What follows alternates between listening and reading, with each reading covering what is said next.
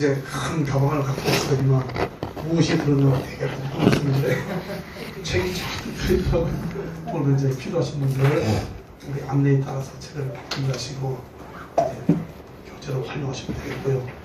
우리 주그레 목사님 잘 아시지만은 그래도 제가 안내해야 되니까 소개를 드리겠습니다. 우리 한양대 졸업하셨고요. 동대학원 마치셨고 고려신학대학원 MDB 마치셨고 백석에서 DHM, PhD 조직신학을 전공하셔서 지금까지 사역하고 계십니다. 우리 GMBI 교수 및 교육시장을 운영하셨고 국가기도연구소에서 오랫동안 이렇게 사역하셨습니다. 새누리 교회 담임 및 정년 퇴임을 하셨는데 교단 신학교에서 교수 사역을 하시고 선교단체에서 교리론이나 성경 감독 전문 사역자로 활동하셨습니다. 등등 사역하신 분이 많이 있는데 가장 최근에 오늘 따끈따끈한 이번 선교의 간증도 말씀드리고 나올 줄 믿습니다. 늘 우리에게 도전되는 게 그렇게 이제 연세가 많으신데 청년처럼 그 뜨거운 열정을 멈추지 않으시고 매번 선교로 나아가서 저는 아직까지 한참 후배인데도 출사로 들어왔는데 이거는 바로 그냥 여기 조지 밀러가 70이 넘어서 90세까지 그죠? 마지막 생애를 선교에 바치게 됐죠. 그럼 오늘 보이시는 목사님 좀 있습니다. 그래서 주그레 목사님 나오실 때에 할렐루야로 환영해 주시고 큰 박수로 맞이하겠습니다. 어서 오십시오. 할렐루야.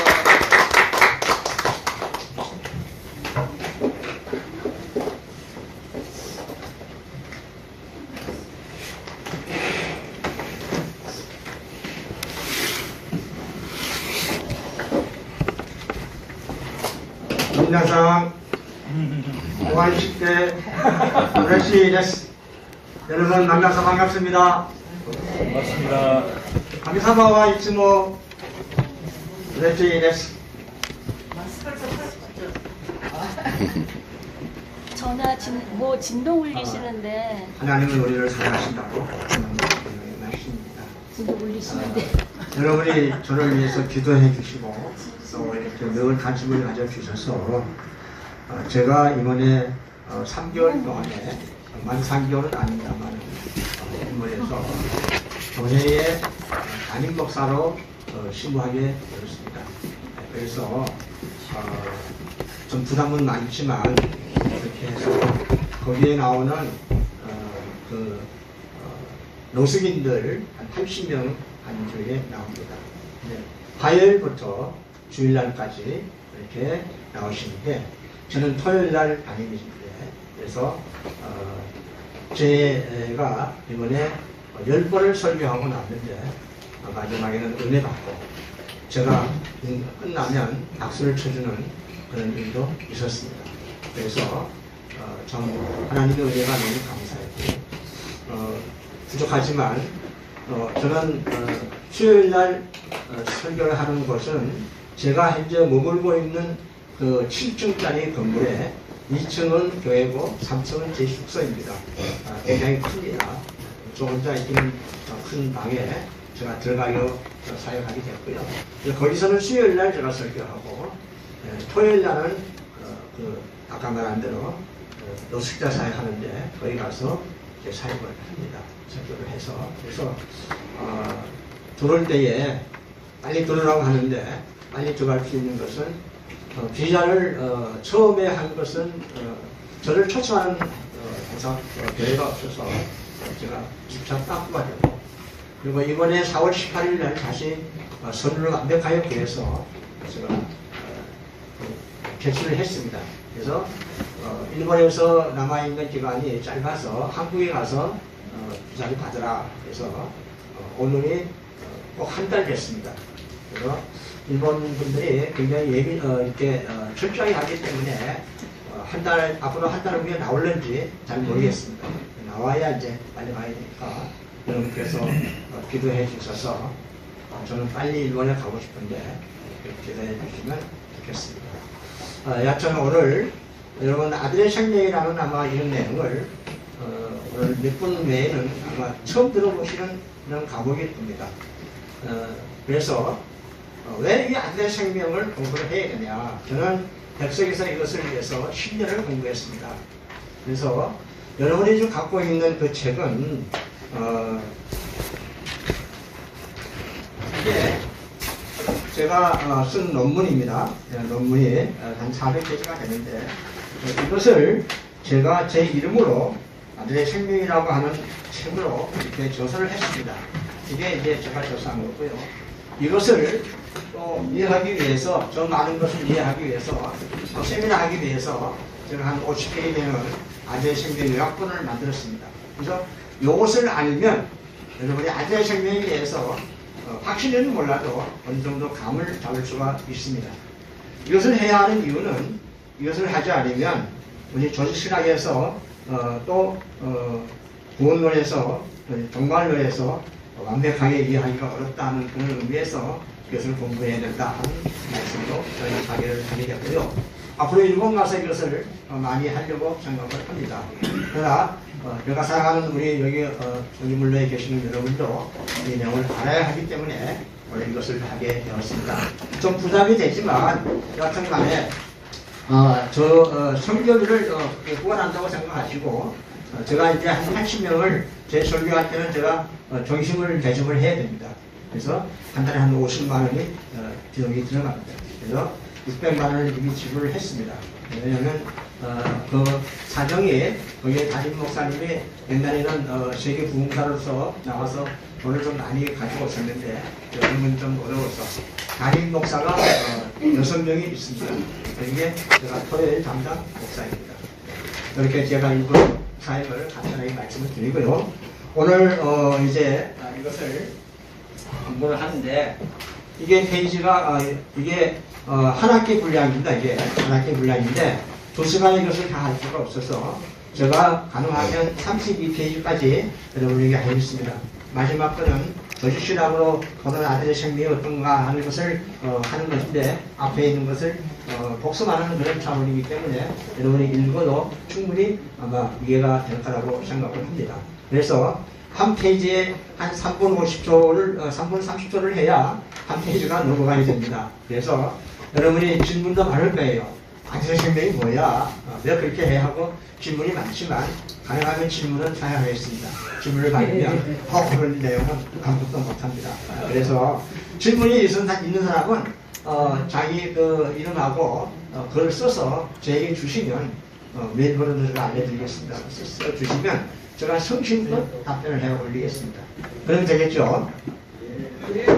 별로 마음에 안 드시는 것 같은데 질문을 해야 재밌는데 질문하면 제가 뭐 10페이지도 못 나갈 것 같아요. 그래서 30페이지는 해야 여러분이 아들의 생명이 뭐라는 걸 알고 있고 오늘 여기 오신 분 중에서 이제 아들의 생명을 강의하려고 하신 분도 계십니다. 그런데 하여튼 간에 이 과목은 알려지지 않는 과목이고 또 저 혼자가 이렇게 논문을 발표한 거기 때문에 저는 굉장히 아끼고 사랑합니다. 이 논문을. 그래서 저기 오른쪽에 있는 파노라마 부분이 저를 10년 동안 공부하는데 도움을 주었어요. 그쪽이 아니고 제편에서 오른쪽에. 네. 그래서 정말 돈 한 푼도 안 들이고 공부를 하게 되었습니다. 그래서 너무 감사하게 생각합니다. 자, 그러면 펴시고요.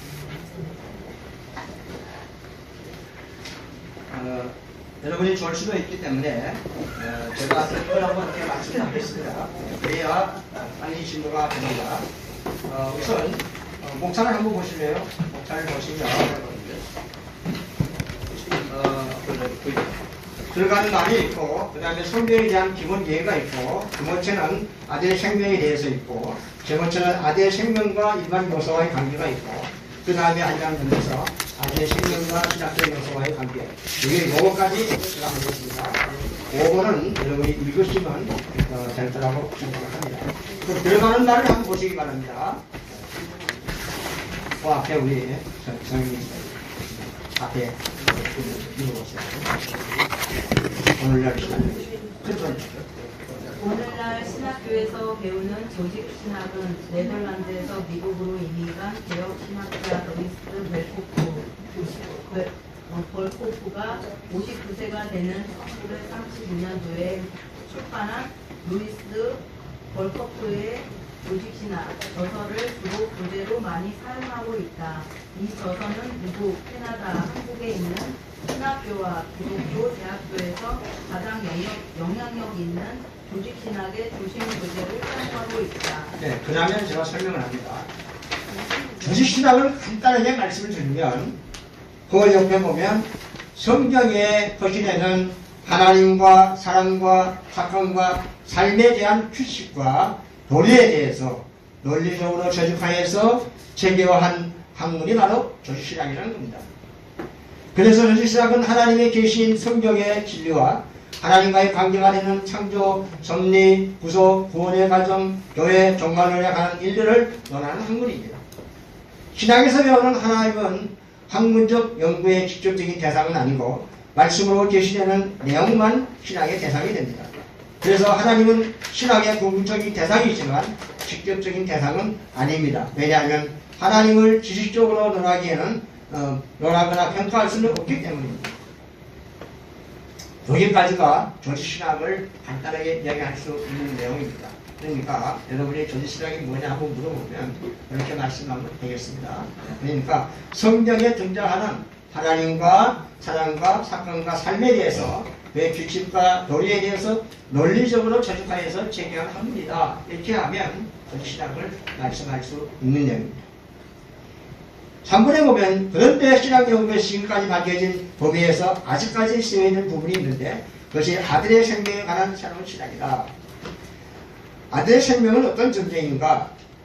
하나님의 신의 본질과 본성을 가진 신적인 요소를 시와 같은 시적 행태로 전부 하나님께서 생출된 존재로서 택함받은 모든 성도들의 영의 주격으로 존재하고 있습니다. 근거 성구는 히브리 2장 11절이고요. 성경이 기록된 아들의 생명과 관계되는 성도들을 구체적으로 살피면 조직신학에서 가장 핵심적인 내용이라는 것을 알게 되므로 새로운 신학으로서의 존재 가치를 발견할 수가 있다. 그 다음에 성경에 대한 기본이게 여러분 신학은 우리 성경은 66번의 중심 인물은 누구라고 생각하십니까?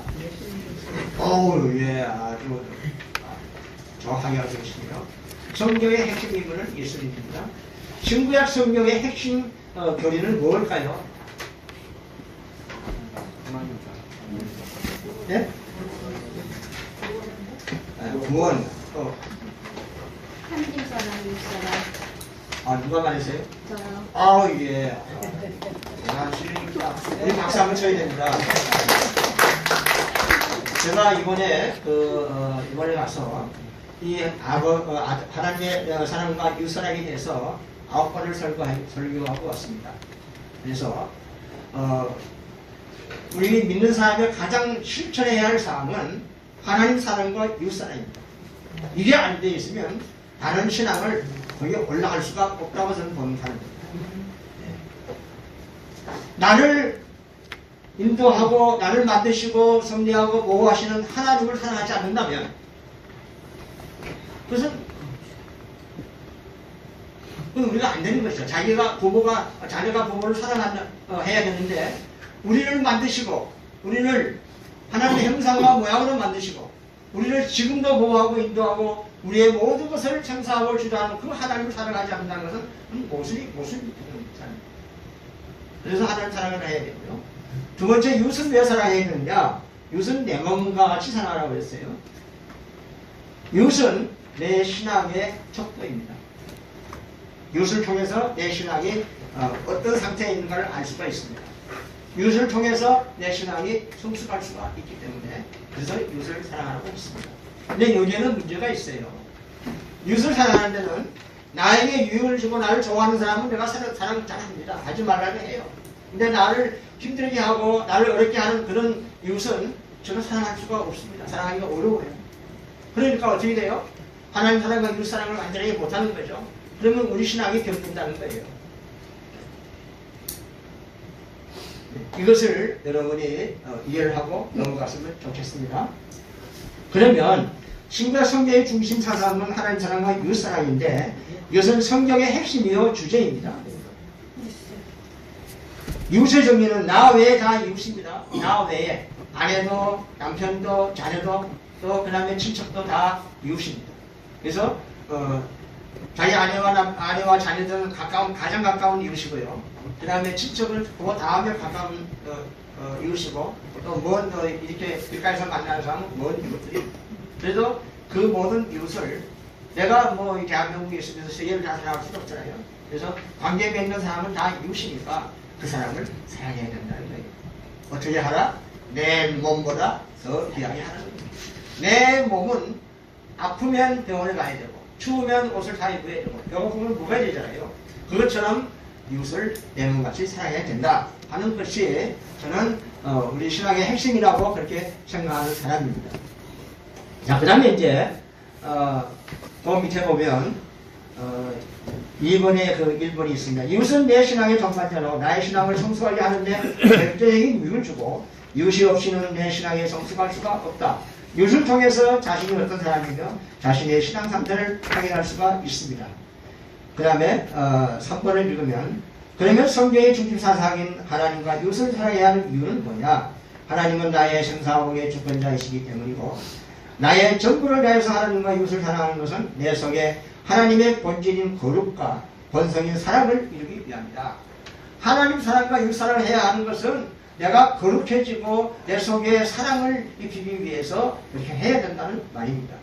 왜냐하면 우리가 이 다음에 이 땅에서 하나님의 부르심을 받고 이제 하나님 예수님이 오시기 전에는 다 믿는 사람은 낙원에 가고 또 신자들은 음부에 갑니다. 그래 거기 있다가 이제 예수님이 오시면 부활해서 하나님 나라에 들어가는데 그때 사랑과 거룩이 없으면 들어갈 수가 없다는 거예요. 간단하게 말하면 우리 속에 이 땅에서 신앙생활을 하는 가운데 거룩과 사랑이 없으면 하나님 나라에 들어가서 영원토록 살 수 있는 게 없다는 거예요. 근데 가기는 가도 그게 상급이 얼마큼 되느냐, 거룩이 얼마나 많고 사랑이 얼마나 많은가에 따라서 영광이 달라집니다. 그래서 아주 작게 말하면 우리는 이 땅에서 신앙생활하고 하나님 아버지 나라에 들어갈 사람이라는 겁니다. 그러기 위해서 이 땅에서 하나님 사랑과 이웃 사랑을 기초적으로 잘해야 된다는 것입니다. 그 다음에 4번에는 신앙생활을 하다가 하나님의 부르심을 받으면 몸은 흙으로 돌아가고 영은 낙원에 머물다가 주님께서 재림하실 때 영을 벗어버리고 거룩으로 만들어진 신령한 몸으로 부활해서 하나님 아버지 나라에 들어가서 그것에서 하나님께서 내게 입혀주시는 영광을 입기 위함이다. 그 영광은 어떤 영광이냐면 해와 달과 별과 별의 영광이고 영광이 달다는 것 신앙에 따라서 또 면류관이면 생명의 면류관, 의의 면류관, 그 다음에 영광의 면류관, 그 다음에 금면류관 이런 그 상급이 다르다는 것입니다. 예를 들어서 만약에 돌아가시기 전에 하루 예수 믿는 사람하고 모처럼 신앙생활 하는 사람하고 상급이 같다 그러면 하나님이 공평한 사람이 아니에요. 저같이 70년을 새벽기도 안 빠지려고 하는 사람하고 새벽기도 한 번도 안 나오고 돌아가신 분하고 같다 그러면 저는 억울하죠. 그렇죠? 그렇지 않겠어요? 대답을 안 하셨는데 좀 도움을 해주셔야 우리가 신이 나죠. 저는 아주 열정이 많은 사람이라서 여러분이 설교를 안 하시면 그냥 그렇게 합니다. 보통 열정이 있는 게 아닙니다.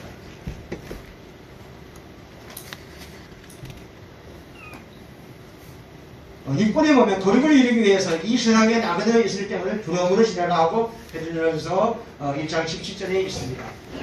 왜 나그네로 있을 때에 두려움으로 지내야 하느냐? 우리는 나그네 삶인데 나그네 삶에서 어떻게 사는가에 따라서 상급이 다르기 때문에 그 나라에 갔을 때 내가 이 땅에 있을 동안에 거룩과 사랑을 얼마나 입혔는가를 스스로 보게 되면 부끄러울 수밖에 없는 거예요.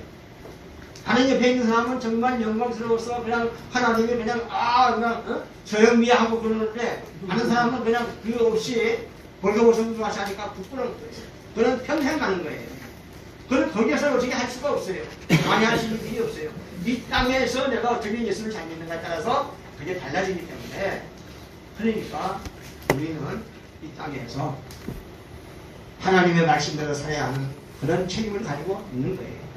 그것을 자기 주장대로, 자기 경험대로, 자기 생각대로 예수 믿는 것은 다른 삶이 아니라고 저는 생각합니다. 하나님의 말씀이 말씀이라고 생각하면, 하나님이라고 생각하면 우리는 그 말씀을 최소한대로 지키려고 힘쓰고 애쓰는 것은 있어야 된다는 거예요. 그래서 우리의 외모를 보시지 않고 우리의 행함대로 판단하시는 분이에요. 어떻게 사는지냐. 이것이 어려움이 당연한데도 불구하고 모른 척하는 사람은 정말 그것을 우리가 믿는 사람으로 말할 수가 없습니다. 걸린 사람은 좀 일어서서 뒤로 가세요. 왜냐하면 이런 강의는 저 이제 이게 처음이에요. 마지막에 어제 또 하는 거예요. 그러니까 좀 힘들더라도 들으시면 좋겠습니다. 베드로후서 3장 11절 12절에 보면 주의 날이 거룩하시 오리니 그날에 하늘의 큰 소리로 들어가고 세진이 뜨거운 불에 부러지고 땅과 그 중에 있는 모든 해 드러나리니 이 모든 것이 이렇게 부러지리니 너희가 어떤 사람이 되어야 마땅하냐. 답이 거룩한 행실과 경건함으로 하나님의 날이 임하기를 바라고 간절히 바라고 하겠습니다. 그러니까 거룩한 행실이라는 것은 말과 행동이 거룩해져야 된다. 저는 거기에 포함해서 마음과 판단과 결정이 거룩으로 이루어져야 된다고 생각합니다. 하나님의 중심의 삶은 말과 행동과 그 다음에 생각과 마음 쓰는 것과 판단과 결정이 하나님의 중심이 되어야 그 사람이 믿는 사람이라고 말할 수가 없습니다. 그래서 대부분 다 사람들은 자기 주관으로 다 판단하고 결정하고 그렇게 합니다. 내 마음대로 이상하고 내 마음대로 놀러가고 내 마음대로 행동하는 것은 하나님이 옳지 않습니다. 나중에 나올는지 모르지만 예수님께서 고린도전서 3장 16절 19절에 보면 예수님이 십자가에 달려서 피 흘려서 나는 예수님의 거예요. 내 것이 아닙니다. 내 몸이. 착각하고 있는 것은 이어야 됩니다. 우리 몸에 성결이 있고 성인 하나님이 계셔요. 왜 그렇게 하고 있는가를 제가 나중에 잠깐 설명을 하겠습니다. 그러니까 내 몸은 내 것이 아니라는 것을 여러분이 확실히 단정을 지어야 됩니다. 그러니까 내가 마음대로 어디에 가는 거, 마음대로 뭘 하는 거, 그런 거는 다 하나님의 마음에 안 드는 겁니다.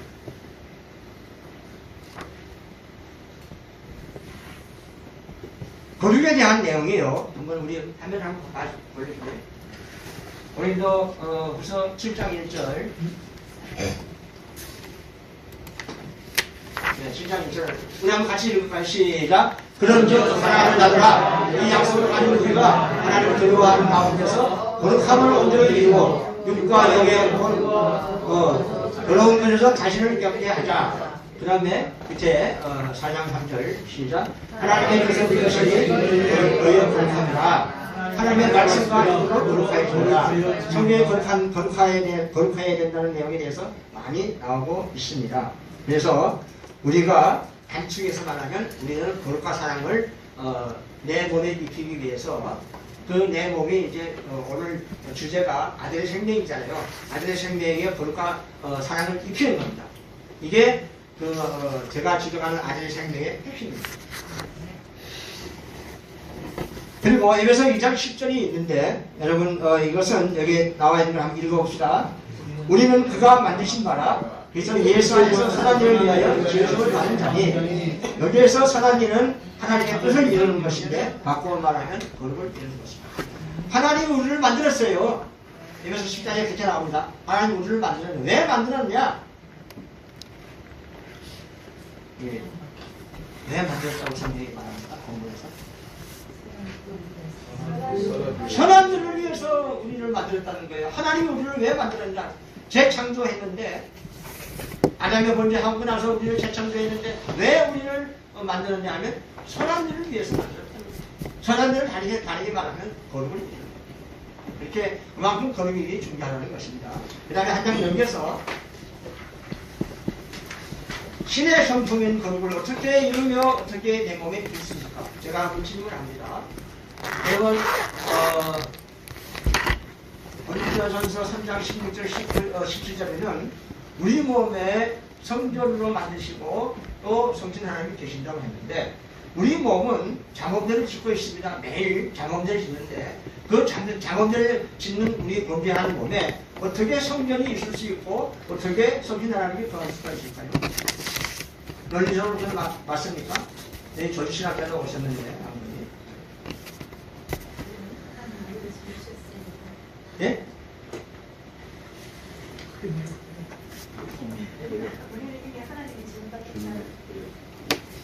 하나님하고 하나님이 지으신 걸 다 맞아요. 그런데 하나님께서 우리가 범죄하면 하나님과 우리는 단절이에요. 무슨 말이에요? 아무리 기도해도 소용이 없어요. 하나님 우리에게 오고 싶어도 죄인의 몸에 올 수가 없어요. 그러면 우리가 자범죄를 짓는데 어떻게 우리 몸이 성전이고 어떻게 거기 성신 하나님이 거할 수가 있느냐? 이런 곳에 이걸 때에 의무를 가져야 된다는 거예요. 자, 그러면 이제 추서 나가겠습니다. 거기 보면 고린도서 3장 16절하고 고린도서 13장 5절 있죠. 한번 5장 앞에 있는데 예. 13장 고린도서 13장 오늘 한번 같이 읽을까요? 시작. 네, 예수 그리스도께서 예수 그리스도께서 저희 안에 계신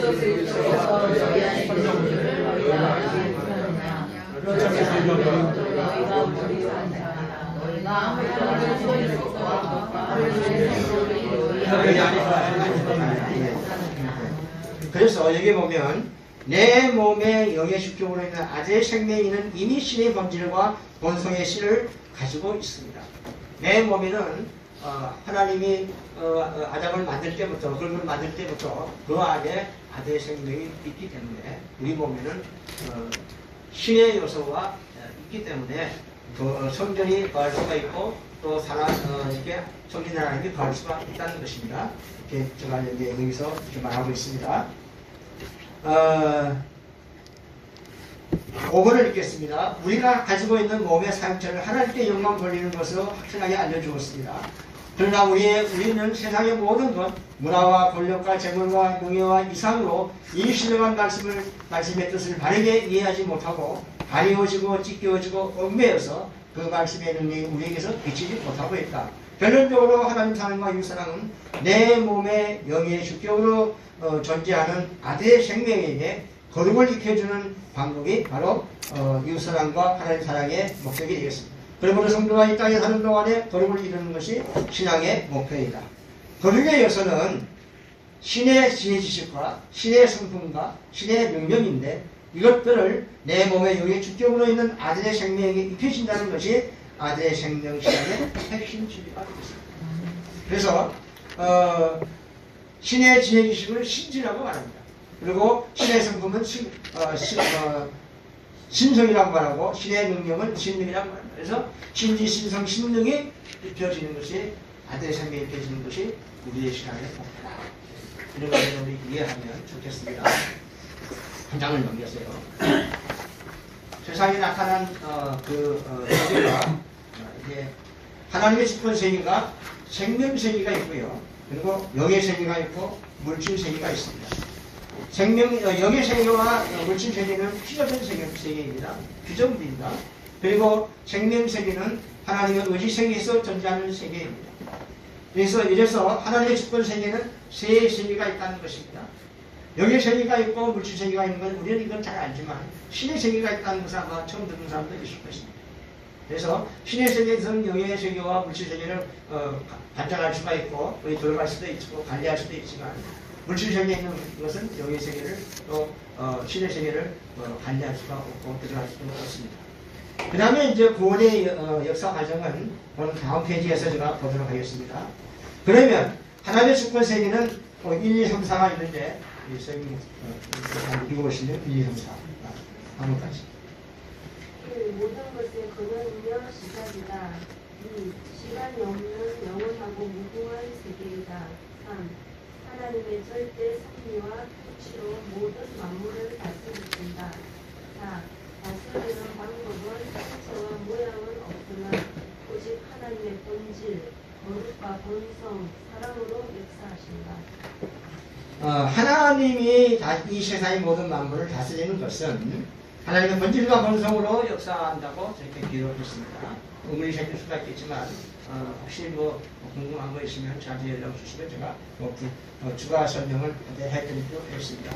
그 다음에 구원을 가져가는 과정 3페이지가 있는데 A 영역, B 영역, C 영역이 있습니다. A 영역은 이것은 성부 하나님의 세계라서 구원의 계획을 하는 그런 구원을 계획하는 그런 시키고 가운데 B의 영역은 예수 그리스도의 세계로서 구원의 진행 성숙하는 그런 과정입니다. 그 다음에 C 영역은 영원한 아버지 하나님의 나라이고 구원의 완성되는 나라입니다. 그래서 우리가 신의 세계에서 이제 구원의 계획을 하고 그리고 실제로 구원의 진행 성숙은 그리스도 세계 예수님이 계시는 현재의 세계이고 나중에 모든 구원이 끝나면 영원한 아버지 나라 구원의 완성의 나라로 가게 된다는 것을 말씀을 드립니다. 그래서 계획의 그 성부 하나님의 세계는 계획의 관점이고 예수 그리스도의 세계는 성화되는 과정이고 하나님 아버지 나라는 완성된 과정입니다. 이렇게 이해하면 되겠습니다. 그 다음에 이제 성경에 기록된 예수님의 호칭을 설명하면 그리스도 예수, 예수 그리스도 이렇게 나와 있는데 한번 우리 회장님 함께 읽어볼까요? 그리스도 예수, 그리스도께서 살아서 오고 세상에 오셔서 구속 사역을 할 것을 전제한 이유입니다. 예수, 구속 사역을 마치고 승천할 것을 전제한 이유입니다. 예수, 그리스도께서 살아서 오는 이유로 그리스도의 신성을 나타내는 이유입니다. 그리스도, 신성을 결정한 이유로 창세 전에 성부 하나님과 속지 언약을 맺으면서 성부 하나님으로부터 받은 예수님의 지위를 나타내는 신성적 기쁨입니다. 그러므로 그리스도는 하나님과 연결되고 예수는 사람과 연결된다. 그리스도 예수 그리스도. 그리스도는 한 분을 가리키면 같은 말이나 의미는 달라. 예. 그리스도는 기름 부음을 받은 자라는 그런 의미를 가집니다. 기름 부음을 받은 자의 특징은 죄를 해결해 주는 분이라는 것입니다. 그래서 그리스도는 선지자, 제사장, 왕의 역할을 다 하고 있습니다. 그리스도는 죄 문제를 해결해 주는 메시아입니다. 그리스도와 메시아는 동일한 말입니다. 그러나 그리스도는 헬라어의 표현이고 메시아는 히브리어 표현입니다. 그러므로 그리스도는 죄를 없애주는 메시아라는 것입니다. 그렇게 알고 계시면 되겠고요. 죄가 무엇인가? 그 로마서에 보면 하나님이 진노하신다는 말이 나오는데 그게 로마서 1장 18절에서 19절이 나옵니다. 그러면 죄가 무엇인가? 죄는 내 마음대로 사는 겁니다. 하나님 중심으로 사는 것이 아니고 내 마음대로 사는 게 죄입니다. 그게 아주 가장 간단한 저희가 되겠습니다. 제가 뭐냐 그러면 뭐 여러 가지 말하는 수가 있는데 내 마음대로 사는 게 죄예요. 그래서 그 내용이 어디에 많이 나와 있나 하면 로마서 1장 28절 29절에 보면 죄에 대해서 하나씩 많이 나옵니다. 여러분이 잘 아시기 때문에 그렇게 아시면 좋겠습니다. 그 다음에 한 장을 넘겨서 이제 거기에 이제 5페이지에 보면 나와 있는 것은 앞에 그 구원의 계획에 관계되는 그 성구가 쭉 기록되어 있습니다. 그래서 구원의 그 계획 관계와 구원의 현재 관계와 마지막 관계에서 시간 나와 있습니다. 읽어보시면 되겠고요. 6페이지를 봐주시면 좋겠습니다. 네, 1단은 끝났습니다. 2단은 아들의 생명에 대해서 우리 한번 저 뒤에 우리 회장님 뒤에 있는 우리 아들의 생명의 존재. 아들의 생명의 존재. 오늘날 신학에서 아들의 생명의 존재를 인정하지 못하고 있다. 그 이유는 아들의 생명이 태자 영의 주격으로 있다는 사실을 알지 못하거나 알면서도 인정하지 않기 때문이다. 아들의 생명은 성부 하나님께서 시와 같은 시자하고 상태로 선출된 아들로서 아버지에게서 선출되어서 아들이며 시와 같은 생명을 가지고 있어 그 이름을 아들의 생명으로 붙여진 이름이다. 다른 이름으로는 생명적 아들이다. 이영희 목사님은 1970년도에 하나님의 아들, 하나님의 시라고 하셨으며 칼빈은 중동으로 된 생명이라고 하였다. 기고되는 성부는 히브리서 네, 그걸 됐습니다. 백영희 목사님은 제 담임 목사님입니다. 두 번째 담임 목사님이신데 도실에서는 아주 이름 있는 분입니다. 그래서 그분은 벌써 70년대에 이 내용을 알고 있었다는 겁니다. 그러니까 특별한 분이라고 저는 생각을 합니다. 그리고 6번에 보면 아들의 생명의 능력과 영광을 신의 능력과 그 다음에 신의 지식과 신의 성품 신에게 영광을 드리기 위해서 하나님께서 모든 만물을 통치하고 섭리하고 보호하십니다. 아들의 생명에게 이런 것을 입히기 위해서 모든 만물을 통치하고 섭리하고 보호하십니다. 하나님은 아들의 생명에 이렇게 관심을 가지는 거예요. 아들의 생명에게 신의 지식과 신의 능력과 신의 성품을 입히기 위해서 모든 나무를 훔치하고 섭리하신다는 거예요. 그만큼 아들의 생명이 중요하다는 겁니다. 아들의 생명을 인정한다면 아들의 생명의 생출의 근원인 생명세계의 전체를 인정해야 한다.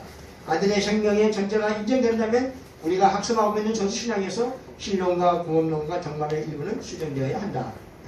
근데 아들의 생명세계에 대해서는 기본 생명세계가 있고 생명세계를 기본 생명세계라고 말하기도 하고 신의 세계라고 말하기도 하고 성부세계라고 말하기도 합니다. 기본 생명과 관계적 생명으로 구분되고 그 다음에 기본 생명은 성부 하나님께서 직접 나온 생명들을 말하고 그리고 관계적 생명은 예수님과 관계로 이루어지는 생명이다. 한 장 넘겨서 이제 7페이지를 보겠습니다. 디모데 2장 11절을 보면요. 우리가 일반적으로 성부 하나님과 성자 하나님, 성신 하나님은 그냥 붉은색으로 이렇게 표시를 했는데 조지신학에서는 요것만 이야기를 합니다. 그죠? 조지신학에서는 성부 하나님에게서 성자 하나님이 발생되고 성신 하나님이 발출됐다 이렇게 이야기합니다. 근데 이 장 11절에 적용하면 이렇게 아들의 생명이 성부 하나님에서 나왔다는 그런 근거입니다. 그래서 무슨 가지 설명을 하겠습니다. 여러분이 우리 몸속에 영과 혼과 이렇게 이야기하죠. 혼은 여러분은 어떻게 정의를 하시는지 제가 정의한 걸 알려드리겠습니다. 혼은 영이 혼을 통해서 육을 지배합니다. 이게 가장 정확한 정의입니다. 영이 육을 지배할 때 혼을 이용하여서 지배합니다. 그러므로 혼은 기관이지 영과 육처럼 물질이 아닙니다. 예수님께서 말씀하신 이걸 한번 7페이지 한번 들어주실래요?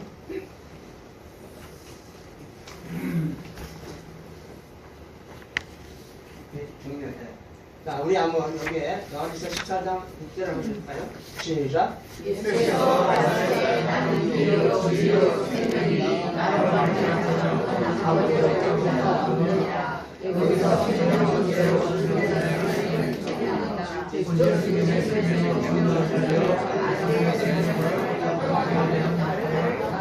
네, 그 세 번째 줄에서 마지막까지는 여러분이 이해하기가 좀 어려울 수가 있는데 예수님이 우리를 위해서 죽으셔서 우리에게 생명을 준 것은 아들의 생명이 활동하는 자리를 만들어 주시느라 이해가 됐어요? 네, 사모님이 아니고 이해를 잘하시네요.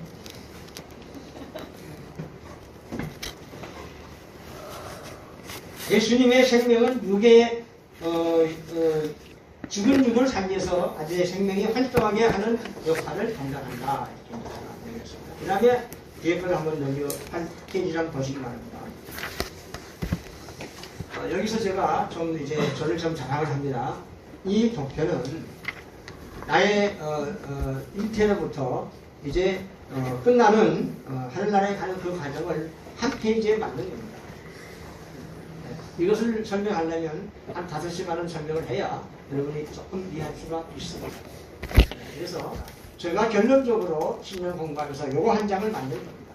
우리 일생을 한 장에 볼 수가 있게 만든 겁니다. 그만큼 중요한 도표라고 생각을 합니다. 자, 이것을 보면 기본 생명이라고 있는데 기본 생명은 성부 하나님, 성자 하나님, 성신 하나님이 그래서 아들 생명이 있는 것이 기본 생명이라고 합니다. 그 다음에 이제 관계적 생명에 와서 만물과 사람이 사람을 창조했는데 이것이 타락을 했습니다. 타락을 해가지고 다시 이제 세 번째에 오면 관계적 생명에서 중생을 하게 됩니다. 예수님의 대성의 공로로서. 그리고 새로운 피조물로 되고 그 새로운 피조물이 죽으면 이제 낙원과 음물을 가서 또 예수님이 공중 재림하면 부활하고 그리고 천정왕국이 시작하고 벽부자 심판을 통해서 믿는 사람은 하나님 아버지 나라를 가고 안 믿는 사람은 영원한 지옥에 간다. 이 일생을 한 장에 표현한 겁니다. 그 옆에 설명을 보면 이런 설명을 다 하려면요. 여러분 이해하게 설명하려면 5시간도 못 할 수가 있습니다. 그래서 여기 우리 지금 박사학위를 공부하신 분이 오셨는데, 신학 박사학위 하신 분이 오셨는데, 아마 이해가 잘 되는 그래서 이것은 그냥 이렇게 여러분이 보는 걸로 만족을 하고, 옆에 있는 그 조그만 글도 여러분이 읽으셔야 이해가 됩니다. 이걸 다 설명하려면 지금 벌써 10시 40분인데 다 할 수가 없습니다. 그래서 넘어가겠습니다. 아들의 생명이라는 것은 무엇이냐? 우리 저 뒤에 최도선 우리 전도사님 계시는 분 한번 읽어보실까요?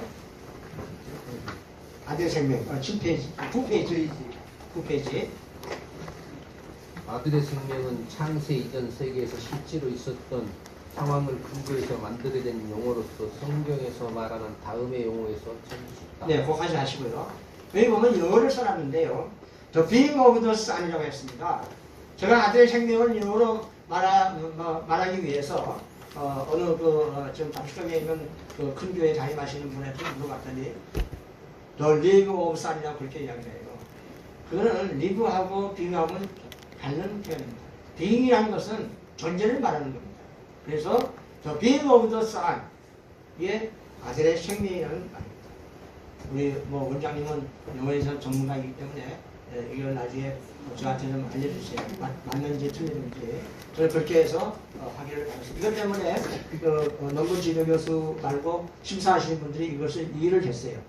너 왜 being of the son이냐? 그래서 저는 그렇게 아들의 생명은 살아있는 분이기 때문에 또 being이라는 것이 있었다. 이렇게 말했습니다. 그래서 그 다음에 1번부터 6번을 한번 읽어보실래요? 이를 하나님께로 난 자, 2. 하나님 시, 3. 하나님의 아들, 4. 거룩한 시, 5. 거룩함을 입은 자, 6. 시. 네, 이런 것에서 아들의 생명을 우리가 찾아낼 수 있다 하고 말하는 겁니다.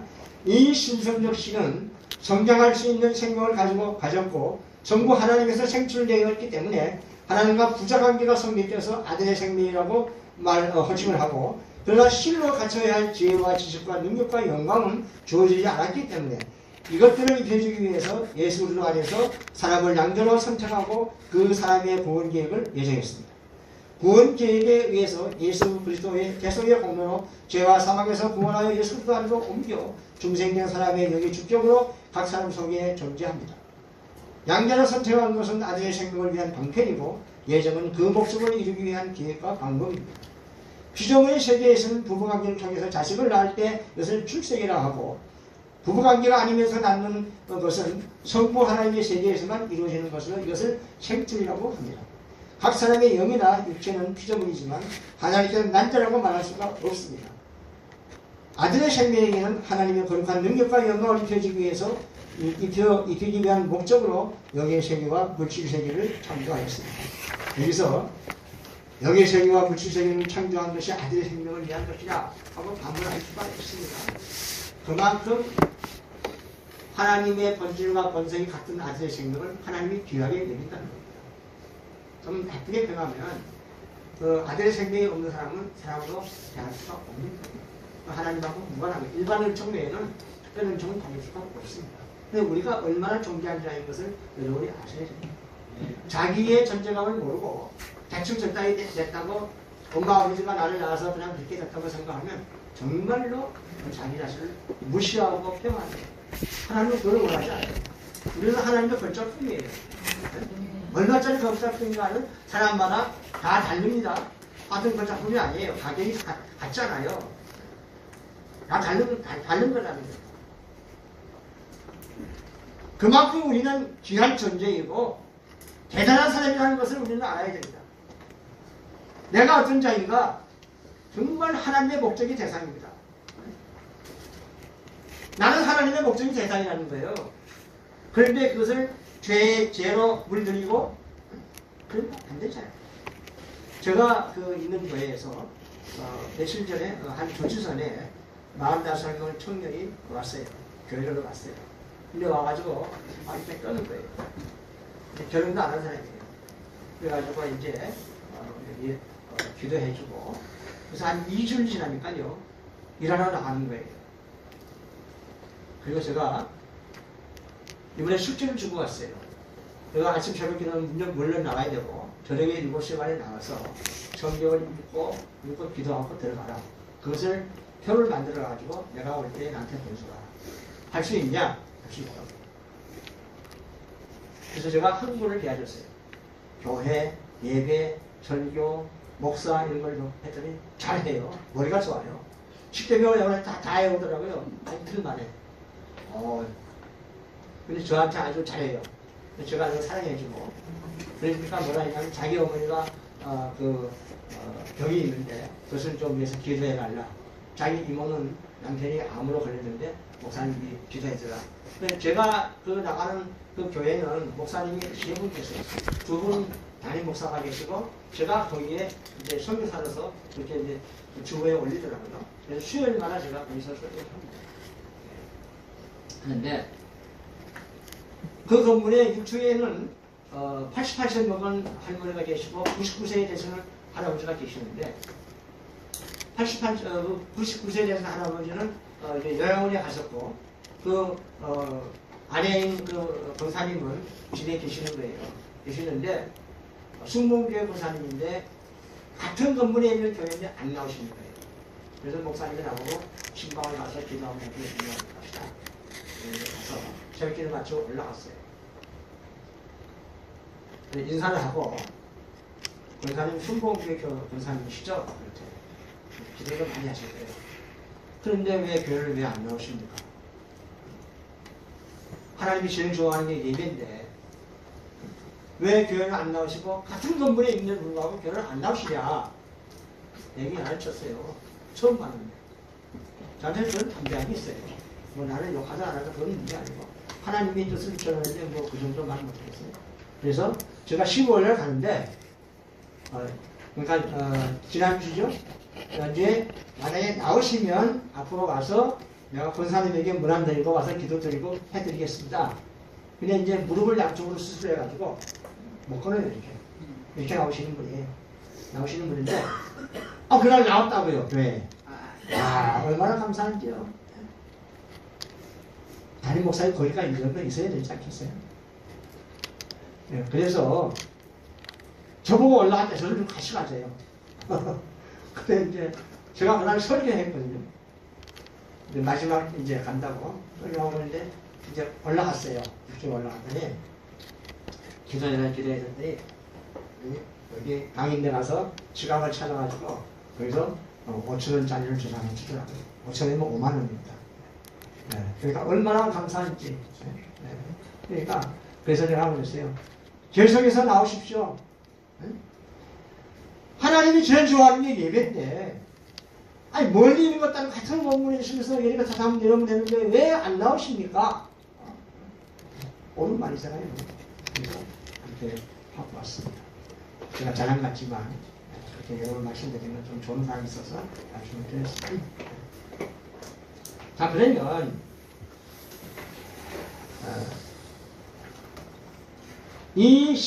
이번입니다. 이 신성적 씨는 성장할 수 있는 생명을 가졌고 전부 하나님의 생체였기 때문에 하나님과 부정관계가 성취된 아들의 생명이라고 말했다. 이렇게 읽었습니다.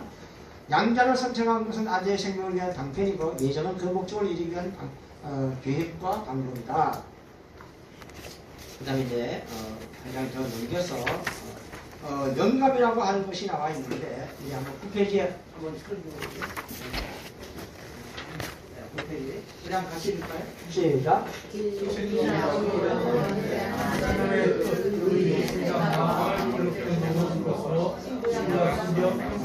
네, 그렇게 이제 영감을 진리하고 같기 때문에 이게 징배 성경의 말씀이라고 그렇게 했습니다. 하나님의 뜻인 의지와 생각과 마음을 기록하여 놓은 것이다. 이렇게 이제 제가 해석을 했습니다. 그 다음에 이제 쉽게 좀 보겠습니다. 아재 생명에 관한 성구의 해석을 말씀드립니다. 히브리 2장 11절만 제가 여기 있는 걸로 설명을 해 올리겠습니다. 거룩하게 하시는 이와 거룩하게 함을 입은 자는 다 한 근원에서 하나에서 난지라. 그러므로 형제나 부르기를 부끄러워 아니하시고 핵심은 뭐냐면 거룩하게 하는 자는 예수 그리스도고 거룩하게 함을 입은 자는 우리 중생된 성도를 말합니다. 그리고 이것을 좀 더 구체적으로 말하면 아들의 생명을 말합니다. 그래서 특징은 뭐냐면 하기야전과 하기야전 의미는 정확하게 분석하면 근원과 혈통이 하나인 성부 하나님에서 나왔다는 것을 증명하는 것입니다. 그래서 요 성부 2장 10절 11절로 이 논문을 만들게 된 것입니다. 그렇게 하고 나머지 이제 그 성부에 대한 설명이 지금 나와 있는데요. 15페이지로 넘어가겠습니다.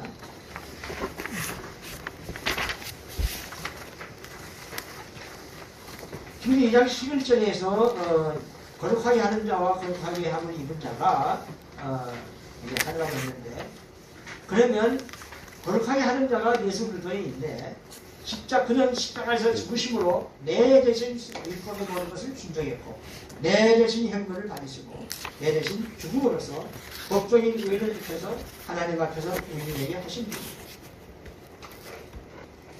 거룩함을 입은 자들은 예수 그리스도의 구속을 입은 중생한 성도들의 영의 주격으로 전제하는 아들의 생명을 가리킵니다. 시와 같은 형씨의 실적 형태로 신성을 가지고 생성된 본질과 본성이 하나님과 동일하지만 하나님의 지혜 지식과 하나님의 성품과 하나님의 능력을 입지 못한 상태로 생성되었기 때문에 진리와 성신의 감동으로 택함받은 사람들의 영의 주격으로 있으면서 하나님의 지혜 지식과 성품과 능력을 입을 자다 하고 하는 것입니다. 다 하나에서 나왔다는 것은 전부 하나님에게서 성자가 발생하고 또 아들의 생명이 생출되었다는 것을 말합니다. 그래서 성부 하나님께서 생출되었으나 삼위 하나님의 본체는 속하지 않는다. 그러므로 성자 하나님과 아들의 생명은 한 분이신 성부 하나님께서 나왔다는 것이다. 이 내용을 뒷받침할 성부는 사도행전 17장 29절에 있는데 밑에 있습니다. 같이 한번 읽어볼까요? 시작. 이와 같이 신의 소생이 되었습니다.